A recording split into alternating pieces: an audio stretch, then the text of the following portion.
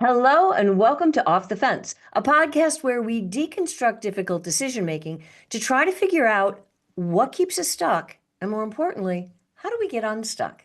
I'm your host, Karen Covey, a former divorce lawyer, mediator, and arbitrator turned coach, author, and entrepreneur. With me today, I have the pleasure of speaking with Dr. Gerda Maissel.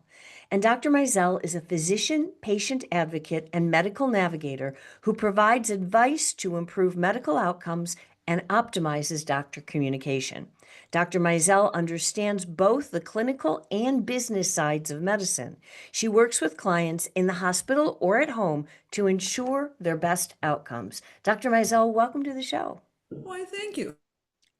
I wanted to have you on, and I'm super excited about having this conversation about solo aging because it's something that I've seen so many people are concerned about. I mean, whether they're divorced or not, it's a growing concern given our lifespans today. But before we dive into that, you call yourself a medical navigator. What is that? Well, so many people have difficulties when they get into complex medical problems. They can get stymied by who do I ask this question to? What does this doctor mean? Who do I trust? Who do I go to? How do I know if they're doing the right thing by me? How do I know if the advice is good? And I help people sort all those things out. Interesting. So what kind of people or what kind people in what kind of situations, maybe is a better question, what kind of situations would warrant a medical navigator or in where can you be the most helpful for people? So sometimes it's an emotion. In other words, if you're feeling really frustrated or overwhelmed or angry about a medical situation, it may be time to reach out and get some help from somebody like me who's an insider in healthcare and who can guide you through what's needed.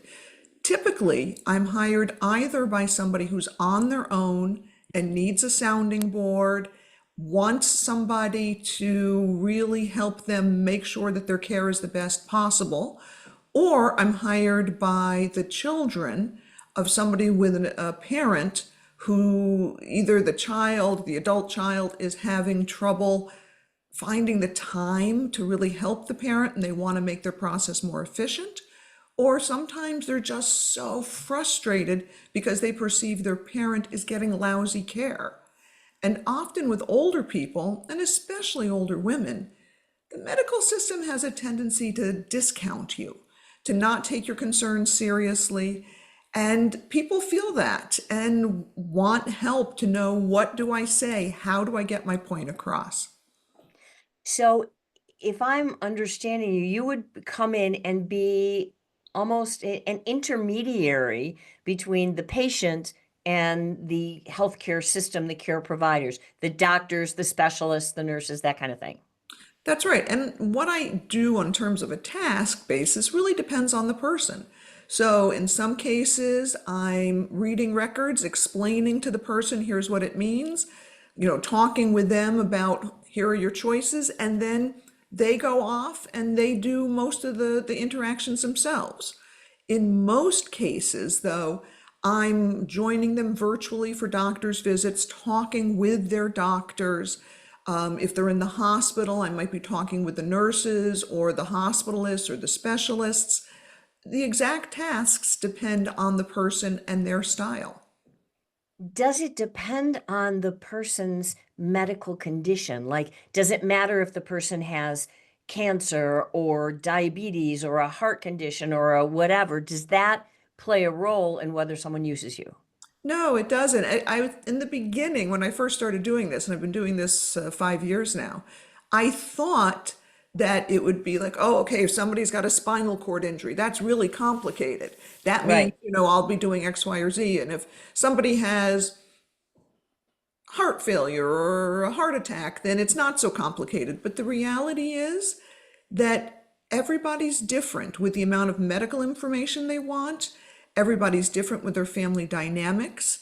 And people are different with their emotional needs in terms of how they go about problem solving. Some people need a little bit more space to emotionally talk about what's going on, and other people need more space to read things.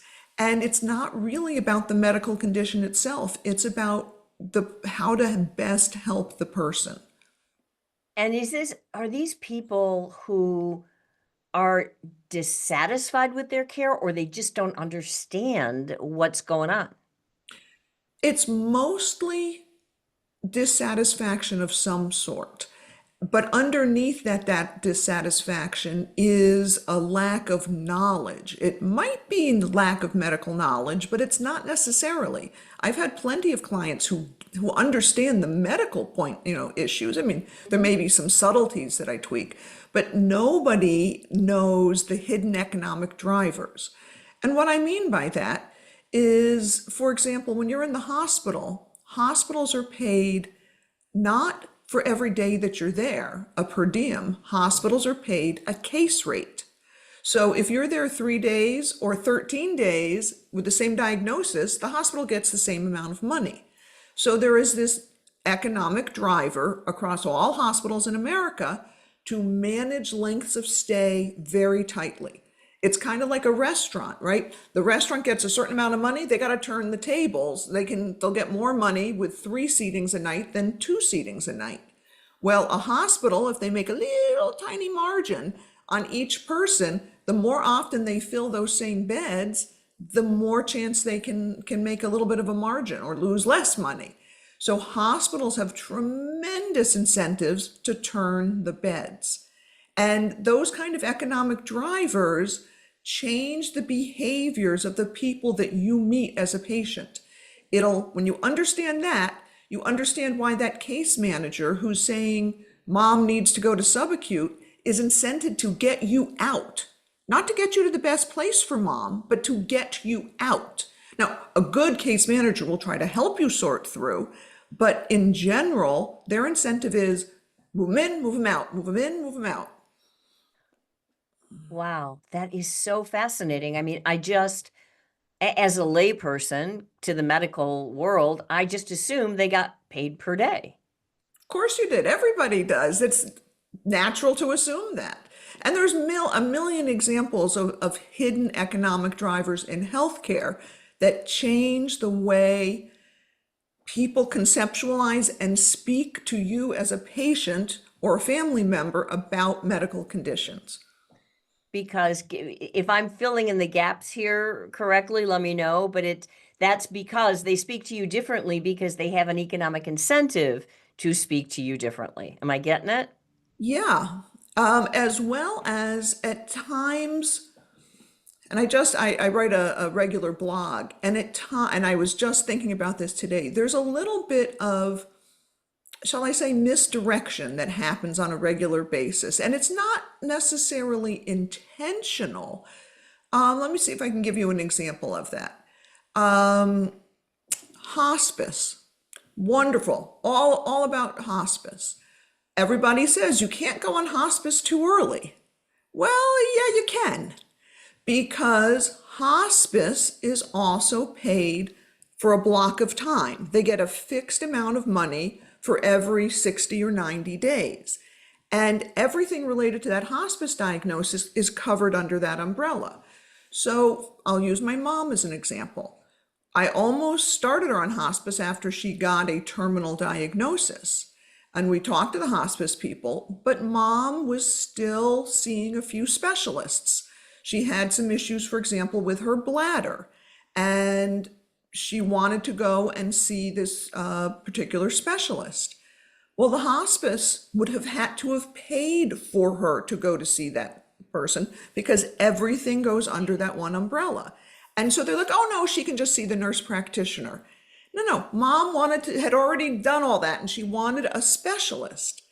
So we waited a little bit of time till mom had said goodbye to some of her specialists, as well as seen this urogynecology specialist, in order to finish up some things that mattered to my mother. Yes, she was dying, but she also, she didn't pass for like a year and a half after that. It doesn't always happen right away. And she had wanted to be less incontinent. It mattered to her. So the clinician talking to us said, oh, well, oh, no problem. We can take care of you. It's easy. But behind that, whether the clinician knew it or not, was the economic driver of hospice would have lost some money or wouldn't have made as much profit if mom had gone to see the specialist. That's fascinating. How did you learn all this stuff? I know you're a medical doctor, but how did you get information about the economic drivers? Well, I got sucked into leadership early and often. So I eventually got pulled up to the C-suite level, serving in a number of roles inside of health systems. Vice president of medical affairs, chief medical officer, president of large medical groups. And it was during those times where you really understand how things work behind the scenes, because when you're in leadership at a high level in a health system, there's a lot that you have to deal with in terms of the money. Yeah, and just if I'm understanding from this conversation, the people on the front lines, like the nurse, may not actually know what those Yes, economic drivers are. She just knows that her marching orders are do blah, blah, blah, blah, blah. that's exactly right. That's mind blowing. Because the reason that I say that is my experience with the majority of physicians and nurses is they really care. They really Oh, want to absolutely. do a great job. They want to help people and they want to heal people. But they have their marching orders, and it would seem to me that if they had the same level of knowledge that you did, sometimes they might balk and say, no, we're keeping this person, or we're doing the right thing, even though it might cost us some dollars. Yeah, it can set up what is sometimes called moral dilemmas or even moral injury. In the if you read about physician burnout, something that as a physician leader I did a lot, one of the terms is moral injury in terms of contributing to physician burnout. And it's knowing that you have pressure to see a lot of people, for example, to churn the patient, see a lot of people in the office, and feeling like you don't have the time to do the right things. And so you're in a moral conflict with yourself, and it can be very hard. And I'm just using, I know the doctor world better, but the nurses, but it is not uncommon and it contributes to burnout. Wow. That's it's not surprising, but it's surprising, right? I guess I didn't really realize. And just sort of as a generalization, and I know every hospital will be different, but do hospitals run on a big profit margin, or are they pretty tight? They're tight. And it's only gotten tighter with time. That's why, so when you see industries in consolidation, where you get all little places are being bought up by bigger places, Hmm. it's because margins are tight. And healthcare right now, I'm sure you've noticed, if you had a community hospital near you, it's likely been taken over by a bigger system, and that maybe a medium size health system, and then that one may have been taken over by a bigger one and a bigger one. There's a lot of big fish eating smaller fish, and all of what's driving that is a desire for economies of scale. We're getting into the business side of medicine now. Wow. But it's because margins are tight. If you can buy a catheter for 10 cents a piece instead of 30 cents a piece, then you buy it for 10 cents a piece. And if you can employ less overall administration because you reduce redundancy, because if each hospital has a fill in the blank chief nursing officer, and now you can have one chief nursing officer over two places, well, you've now reduced your overhead. So healthcare in America is an industry that is consolidating rapidly. Wow. That's fascinating. But let's bring this back. I mean, I could talk to you forever, but let's bring this back to the topic at hand. And the reason that I really wanted to have this conversation with you is because of what you've called or coined the term of solo aging. Because in my world, so many people especially gray divorce is a thing. More, the biggest demographic of divorcing people are those who are 50 and above, and those are the same kinds of people for whom aging, and getting sick and having someone to take care of them is a bigger concern than, I mean, it's bigger when you're 50 or 60 than when you were 20 or 30, right? And Absolutely. so I've seen this in so many people on both sides of the fence, so to speak, where people don't want to, they're afraid of getting a divorce, they're in a miserable marriage, but they don't want to get a divorce because they need someone, they want someone there to take care of them when, if they get, sick when they get older.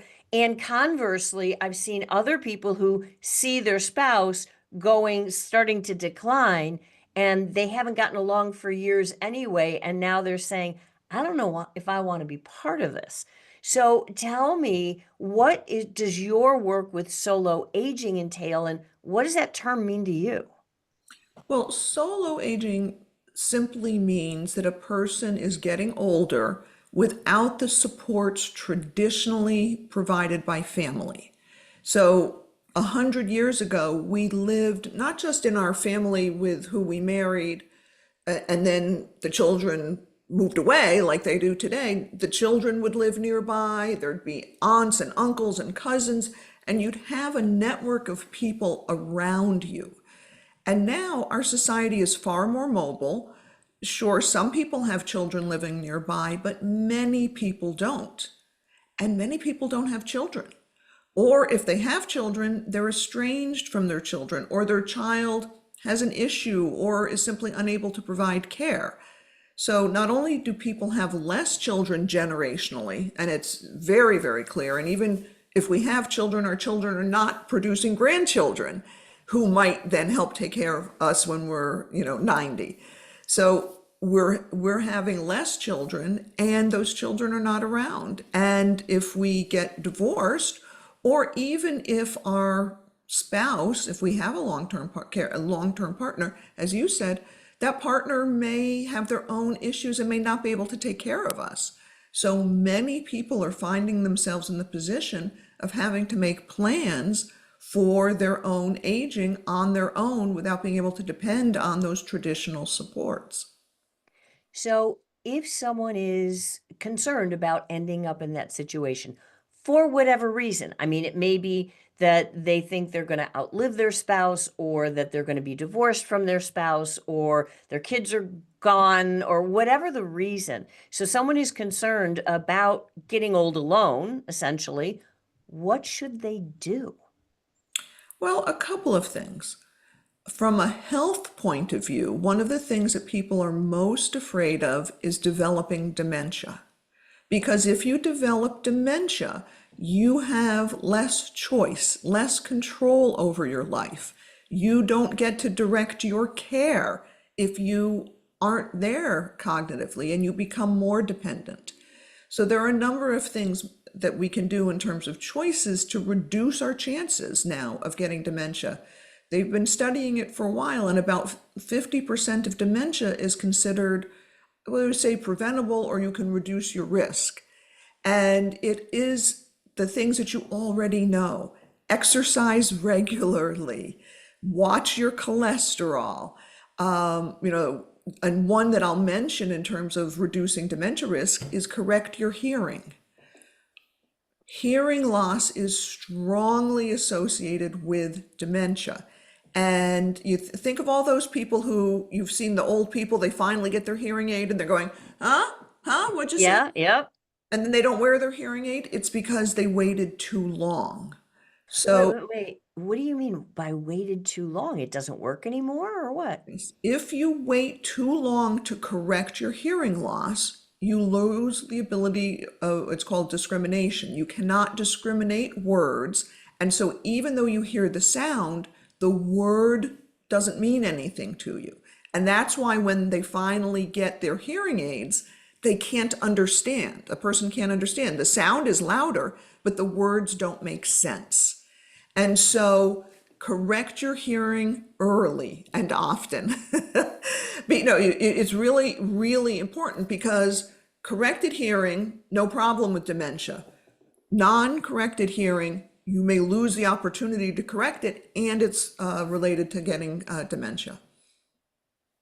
That's fascinating. I mean, I realize because my mother-in-law is up in years and is to the point where we couldn't have a conversation on the phone with her anymore because she can't hear it, right? There's no point in having the conversation.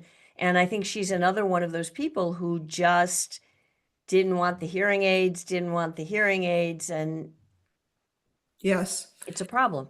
And I don't understand why we're perfectly comfortable wearing glasses, but we don't want to correct our hearing. Is there a problem with the hearing aids? I've heard people complain that they whistle or they make weird noises, or is that an issue? The only time they whistle is if you put if something gets very, very close. But no, and these days the technology is really very good. You can adjust your hearing aid on your phone. Interesting. It's tends to be an acknowledgement. It's sort of like people have to get over wearing readers, in their Yeah, 40s. yeah. Um, it's an acknowledgement of aging for many people, and they just resist the idea. But this is fascinating, and I think a lot of our listeners also are caught in the sandwich generation where they're taking care of kids and they're taking care of parents. And this is a good, I think you're arming them with a lot of good arguments to go talk to their aging parents and say, hey, this is why you should get a hearing aid or get this checked or that checked. Yes, And and that's why if you're on your own, you are at more risk of having medical issues. Because, and I will use myself as an example, and I'll use hearing as an example. I got hearing aids in my 50s because my kids, my adult kids and my husband teased me. They're like, you're going deaf. Go get your hearing checked.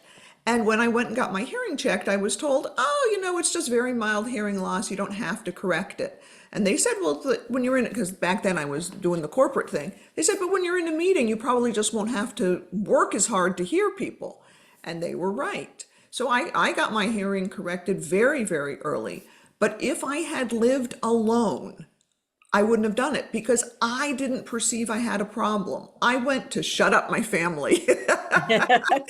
I went because they were bugging me. And that's one of the problems or the risks when you're a solo ager. You don't have those people necessarily bugging you to do things. And so if you're a solo ager, if you get some ideas or a friend or somebody gives you a hint that maybe something's going on, take it more seriously than you might have otherwise, because you become more responsible for yourself. And it's harder, but it will serve you well in the long run. let's say somebody is a solo ager for whatever reason, divorce, death, kids are gone, whatever it is. What can they do? I mean, besides taking other people's comments a little more seriously than they might otherwise do, I mean, what are their biggest risks and what steps can they take to alleviate those risks? Well, one of the things that we can all do, and I'll use my friend Sue, who's given me permission to use her name as an example. In her early 70s, Sue moved to a new community. She didn't move into an aging community. She just was at it. She had gotten divorced. She was at a time in her life. She moved to a community about half an hour away from her sister. She loved her sister, but she didn't want to live in the same exact town. And Sue, who is kind of a quiet person, a sweetheart, but a quiet person, deliberately set out to build what she called her circles. So she had her book club circle. She had her water aerobics circle. She had her Bible study circle. She had her neighbors circle. And there were a few overlapping people, but they were different people all in these circles of friends. Now that was over 20 years ago. And back then, whenever time I would see Sue, she was always making chicken salad and bringing it to one of her friends. Somebody was sick. But we were talking about how she has continued to live in the community in a condo on her own. But all these friends, she's now in her 90s, but all these friends over time repaid the kindness when they could. So she had been good to them, but then when she needed her front step something done, whether they did it for her or they just knew a guy, she was connected. When she struggled with health issues, she had friends that took her to get the treatment for her cancer. She had a community already built in. Because one of the things solo agers worry about, one of the things we're used to counting on family to do, is to take us to those medical appointments or to solve a logistical problem that's a pain in the neck to solve. But Sue had a wide enough net that she had people that were willing and able to help her solve her problems. And when I talked to her about it the other day, because this was a few months ago, I write this blog called The Fog Light, and I was writing about the importance of developing community on purpose. Sue said, yeah, and one of the things I have to do is regularly assess my circles because they're getting smaller. They're shrinking as I'm getting along in age. One friend moved, one friend no longer drives. She's like, I'm glad we're thinking about it. She's like, I gotta go make a few new friends. And she was very deliberate in making friends and continuing to make friends. And it is something that comes naturally to some people, but it can also be something one does very deliberately. I love that, especially because it seems to me, maybe I'm making this up, but it seems to me that as we age, our number of friends, like we have friends from when we were younger or at different stages in our life, but the older we get, the less new friends we make, Oh, right? absolutely. And then something happens to those friends. And Yeah. it's natural, it's normal, especially if you make it into your 90s. You're surviving when not everybody does. Yeah, no, I have longevity in my genes. I have two of my grandmother's sisters who are still alive. Mhm. One is, I think, 97, the other's 102. Yep. And their circles have shrunk very, very much because they've outlived everybody. Yes, that's right. And so many people, Sue has been able to stay in the community, but other people make choices to move to some place where they can get the support that was traditionally provided by family. The assisted living communities, which you don't have to be even assisted living, many of them have independent living as part of them, have mushroomed as baby boomers have gotten older. Yeah. There's tons of them now. And so there are a lot of, and we'll just call them senior housing options, because many people, whether they're in a couple or on their own, are in this position where they need to make new friends and new connections. They need a certain level of services, like some of these facilities have a pharmacy or a little store or a van that'll take you to the grocery. They provide some of the support that perhaps a generation or two ago your daughter would have done for you. Yeah, 100%. But maybe it's the lawyer in me that's starting to think, but if you're a solo ager, like all of the things that we've talked about are important, but so are legal documents, right? Yes. So, in your experience working with solo agers, what do they need? When they're thinking about, okay, if I'm responsible for my future, and I am, how can I plan for that? What documents do I need to put in place so that if something happens to me, everybody's not scrambling?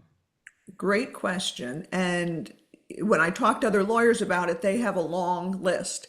I have a list of three things that I think are the most important from my point of view as a healthcare advocate. One is that healthcare proxy. It's also called a healthcare power of attorney. It goes by a couple different names, but it's a designated person or persons who, when you can't speak for yourself, can say this is what she wanted. And let me come back to that because I'll give you the other two. The second is a financial power of attorney. so that if you can't get to the bank, somebody else can pay your bills. And the third, and again, we'll come back to it, is a most or a post. And that's the one that's least known. So first on the healthcare power of attorney or the healthcare proxy, it's not enough, in my opinion, just to designate somebody. You need to have a series of conversations about your wishes and about your approach, because sometimes people think, oh, they'll decide for me, they'll do what's right. Don't put that person in that position. I've seen times when two daughters are both named healthcare power of attorneys or healthcare proxies, and nobody knows what mom really wanted. And now the time has come, and mom, to survive, is going to need a tube in her belly. And one daughter says, you can't kill mom. You can't, you got to keep feeding her. And the other daughter says, I don't think she would have wanted this. And now those two people are suffering because both are convinced they're right. Both want to do the right thing by mom. And it's painful. It puts families in terrible pain.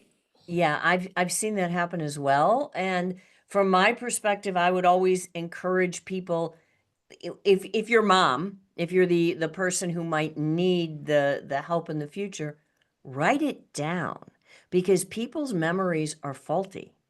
And, daughter one and daughter two, like to your point, they both think they're doing the right thing.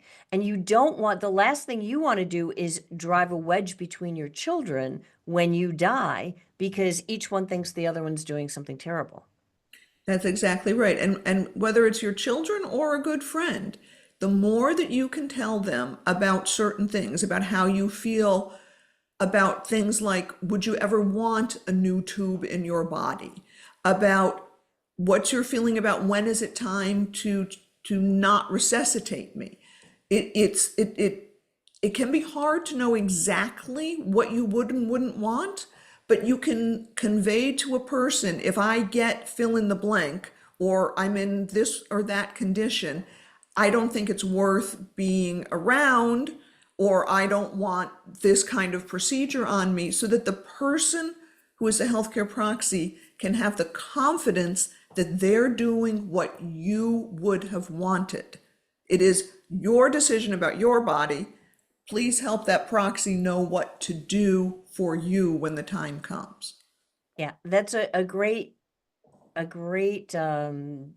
piece of advice.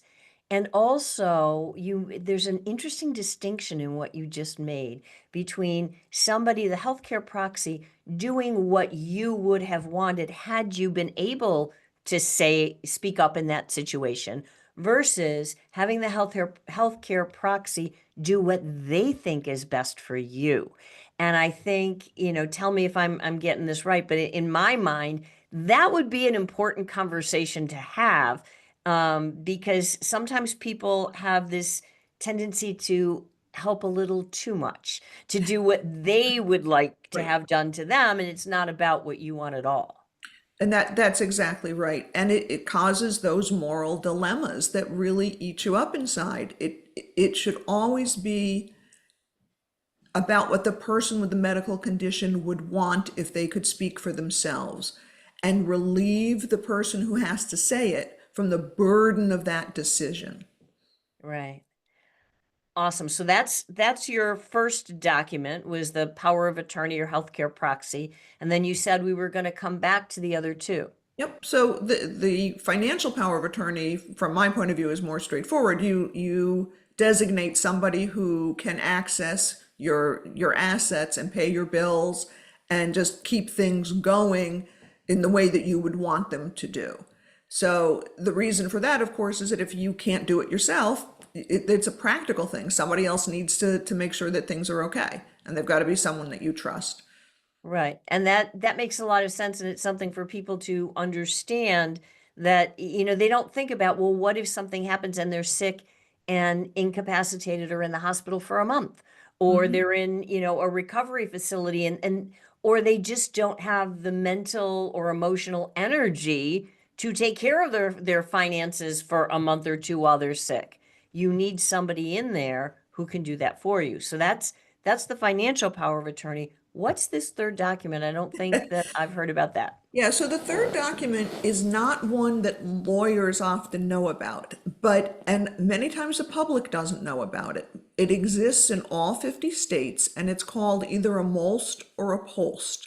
And it stands for either medical or physician orders of life-sustaining treatment. And it is most appropriate for somebody who is at that stage where they don't want things done. So many people, as they get older, are like, I don't want to have chest compressions done. Like if I get to the point where my heart stops, enough already, I'm done. Like I'm good. I've lived a good life, I'm good. And I mean, literally back in the day, people would tattoo DNR on their chest. Oh my gosh. Because so do you know? So if you go to the hospital and you're in the hospital, okay, they ask, what do you want? And okay, he or she's a DNR.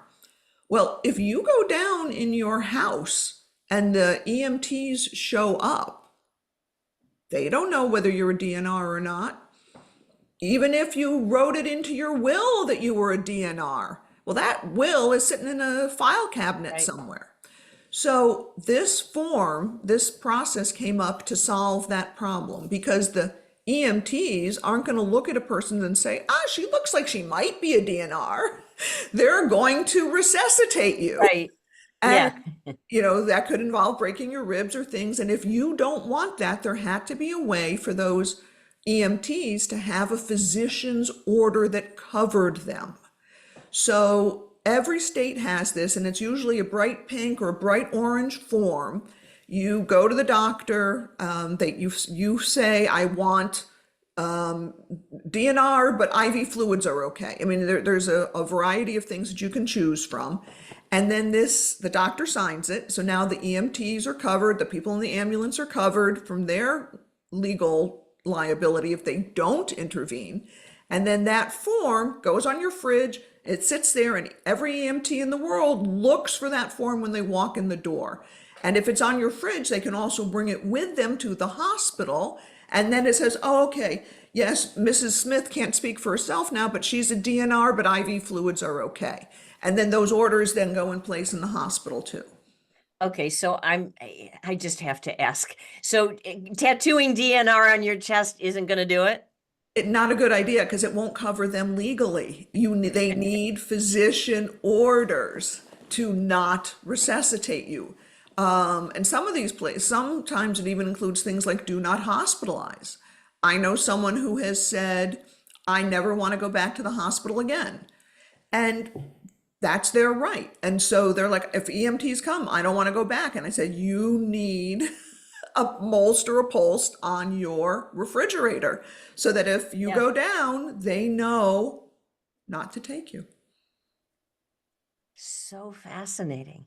So I think that anybody watching or listening would be well advised to get these documents no matter what, even if you're not in, or you don't think you are in urgent, or in immediate need of them. You never know. I mean, life is strange and things happen. So it sounds like that would be a good idea. But just to sort of bring this full circle, is there anything else that if someone is worried about becoming a solo ager, anything else that they can do so that from my perspective, I'm looking to help them be as prepared as possible so that it can reduce their anxiety, so that they can live their life while they're alive and not stay in an unhappy marriage or leave a marriage or do whatever it is that they're going to do with their relationships, with their business, with their careers, simply out of fear that I don't want to do this alone.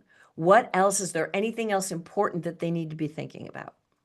Well, we've covered the medical and we've covered the social, and I would say, and we've talked about the documents, I would say the only other thing to consider, and this is where, speaking with a financial advisor is helpful, is to understand how much money you do or don't have, because you might have to hire help. If you're on your own, it may involve hiring help. And sometimes there's a generational bias against doing so, but there's a lot of help to be had out there.